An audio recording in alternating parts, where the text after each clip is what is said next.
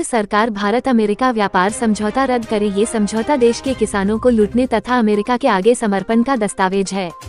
यह बातें अखिल भारतीय किसान सभा के राष्ट्रीय अध्यक्ष सह सीपीएम पोलित ब्यूरो सदस्य डॉक्टर अशोक धावले ने कंसी ज्ञान निकेतन पब्लिक स्कूल परिसर में आयोजित जनसभा में कही।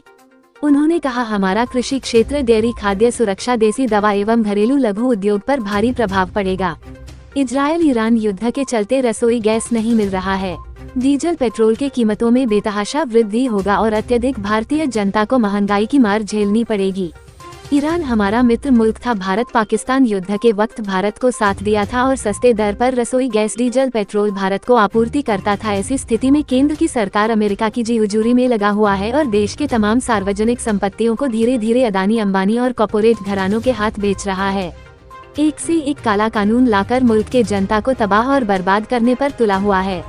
केंद्र सरकार के जन विरोधी नीतियों के खिलाफ 24 मार्च को दिल्ली के रामलीला मैदान में जन आक्रोश रैली में बिहार की सबसे अधिक सहभागिता हो।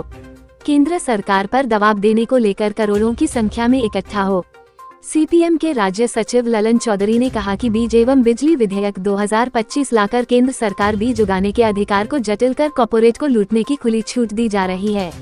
दूसरी तरफ बिजली संशोधन विधेयक के जरिए बिजली वितरण क्षेत्र में निजी कंपनियों की भागीदारी बढ़ेगी, जिससे सब्सिडी प्रभावित होंगे और कर्मचारियों की नौकरी खतरे में पड़ेगी। स्मार्ट मीटर लगाकर लोगों का खून चूसकर अंबानी को फायदा पहुंचाया जा रहा है।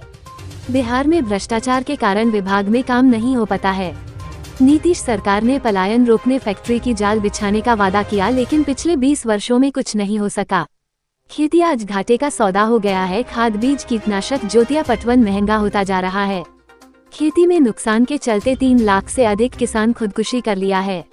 बिहार से 50,000 से अधिक किसान मजदूर पार्टी दिल्ली की रैली में भाग लेंगे।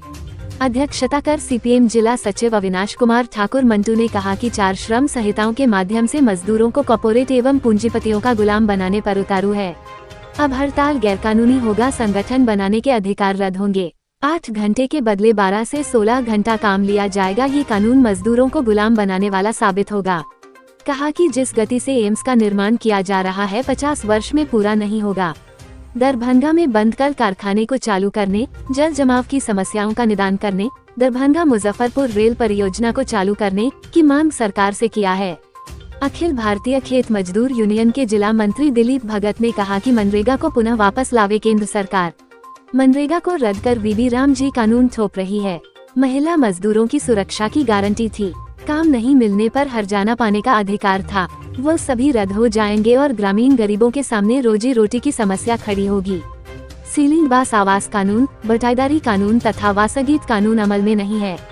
गरीब बसाओ अभियान नीतीश सरकार का धोखा है। उन्होंने कहा कि हमारे पंचायत में वासहीनों की संख्या 1000 से अधिक है। गांव के भूमिया दलाल बड़े लोग सरकारी किस्म के घरारी लायक भूमि चुरा कर रखे हुए हैं। आने वाले दिनों में सभी वासहीनों को संगठित कर भूमि मुक्ति आंदोलन को लेकर 24 मार्च को रैली में इलाके से हजारों की संख्या में लोगों को शामिल होने का अपील किया गया। शिक्षाविद डॉक्टर वीरेंद्र चतुर्वेदी ने कहा, निरंकुश केंद्र सरकार सामाजिक संरचना को कमजोर कर सत्ता में बने रहना चाहती है।